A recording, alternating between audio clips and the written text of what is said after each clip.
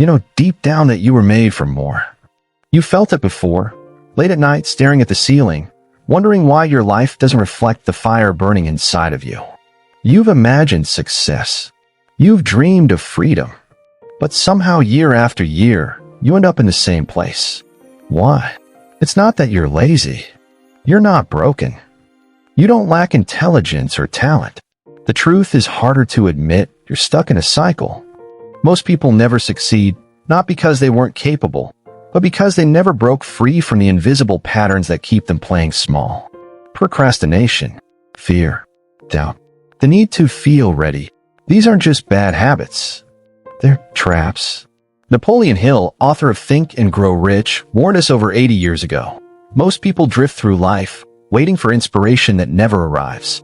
Brendon Burchard, one of today's top high-performance coaches, said it clearly: clarity and consistency, not luck, create success. And if you're still watching this, it means part of you knows something needs to change. Not someday. Not next year. No. This video isn't just another motivational speech. It's a mirror, a roadmap, a wake-up call.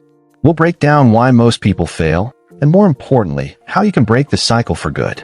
You'll learn what separates the few who rise from the many who stay stuck. You'll see how real people, some who started with nothing, took one step, then another, and changed everything. And it all begins with a single decision to stop waiting and start acting. So before we dive in, ask yourself this: will you be part of the majority who never rise, or the few who finally break free? Most people wait their entire lives for the right moment to begin. But here's the truth: the right moment never comes. The longer you wait to feel ready, the more power you give to fear, doubt, and distraction. And every day that passes, you lose momentum before you've even taken a single step. Napoleon Hill said it clearly: you cannot think your way into success. You must act your way into it. That one idea alone separates the top 5% from everyone else. We've been conditioned to believe that confidence comes first. Once I feel confident, then I'll act. But science and life show the opposite is true. Action creates confidence. Every step forward builds evidence that you are capable, that you can be trusted by yourself. Brendon Burchard puts it this way: clarity comes from engagement, not thought. You get confident by doing the work, not waiting for permission. Let's make this real. Chris Gardner, the man behind The Pursuit of Happiness, didn't wait to feel confident before he started sleeping in public bathrooms with his son while chasing a dream. He acted. Every day. In pain. In fear. In complete uncertainty. That's what made him unstoppable. Aaron Ralston, the climber who was trapped under a boulder for 5 days, didn't wait to feel brave before cutting off his own arm to survive. He moved. He chose to live, not because he felt ready, but because he refused to stay stuck. Harrison Ford was a struggling carpenter who kept going to auditions, even after being told he'd never make it. Then came Star Wars. He acted through rejection, not after confidence. Damon John started sewing FUBU hats in his mom's house while working a full-time job. He didn't wait for a business loan. He didn't wait for investors. He acted with what he had and built an empire. The pattern is clear. The successful don't wait to feel ready. They move while scared. They show up uncertain. And confidence follows action, not the other way around. This is where most people get stuck. They think they need to feel inspired before they act. But that's the trap, the loop, the invisible cycle that keeps so many good people stuck in a life of almost. Psychologist Carol Dweck explains it perfectly. People with a growth mindset don't wait for conditions to be perfect. They believe effort leads to progress, and progress builds belief. Motivational speaker Les Brown said it best: you don't have to be great to get started, but you have to get started to be great. So what's the first step to breaking the cycle? You start small. You take one imperfect action today. Because no breakthrough ever came from waiting. Success doesn't come wrapped in clarity, it comes wrapped in motion. Ask yourself, what's one thing you've been putting off just because you didn't feel ready? Now ask yourself, what would happen if you did it anyway, today? Take this moment right now. Pause the video. Write down one small action you can take in the next 24 hours. Just one. That simple act will begin to shift the cycle. And if any part of this hit you deep, If you've ever let fear, overthinking, or perfectionism hold you back, comment below. I've been there. You're not alone. But you don't have to stay there. In the next chapter, we'll expose the biggest ally of procrastination and how to take its power away for good. Procrastination looks innocent. It wears the mask of preparation, perfectionism, even rest. But underneath it all, procrastination is fear in disguise. It's not that you don't want to grow. It's that some part of you is afraid to fail, afraid to look foolish, afraid that even if you try your best, it still won't be enough. That fear keeps you stuck. Quiet, overthinking, waiting. Napoleon Hill warned us, fear is the tool of the devil. And he was right. Fear doesn't scream. It whispers. It says, not yet. Maybe tomorrow. Wait until you're ready. But tomorrow never comes. Time passes. Goals fade. Life moves on without you. And here's the harsh truth. Procrastination is not a delay. It's a decision. Every time you put something off, you're deciding to give fear more power over your future. Brendan Burchard put it bluntly, if you don't schedule your own priorities, someone else will schedule them for you.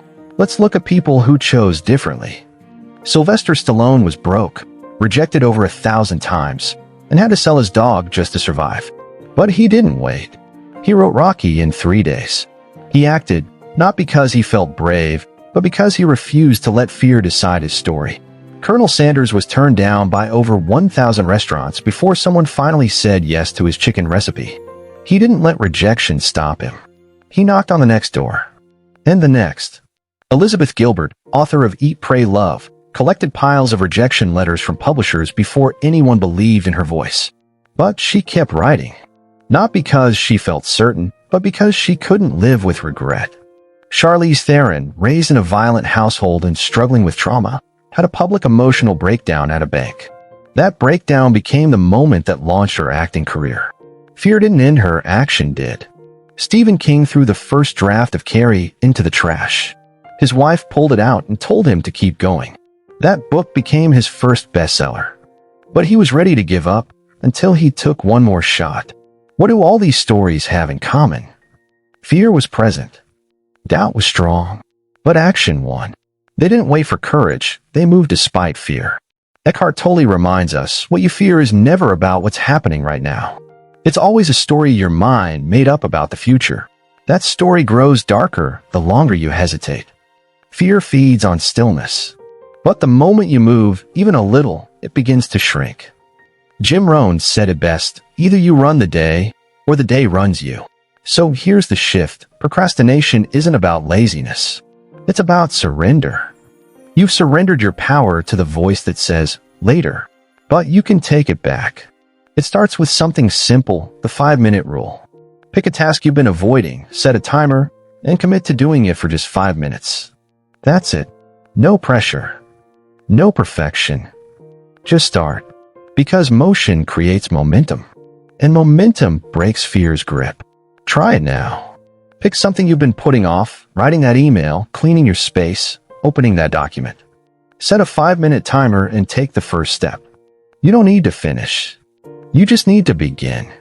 And if you've ever felt trapped by procrastination, if you know what it's like to delay your dreams, comment below. No more waiting, because your future deserves more than hesitation. It deserves action. In the next chapter, we'll show you how to rebuild your environment, set unstoppable goals, and use failure as a weapon for growth. If you don't know where you're going, any distraction can pull you off track. Most people fail, not because they lack ability, but because they lack direction. They wake up reactive, not intentional. They chase tasks, not missions. Napoleon Hill said, "Definiteness of purpose is the starting point of all achievement. Without it, talent is wasted. Energy is scattered, and your future is left to chance." Brendan Burchard echoes this. Ambition without clarity is anxiety.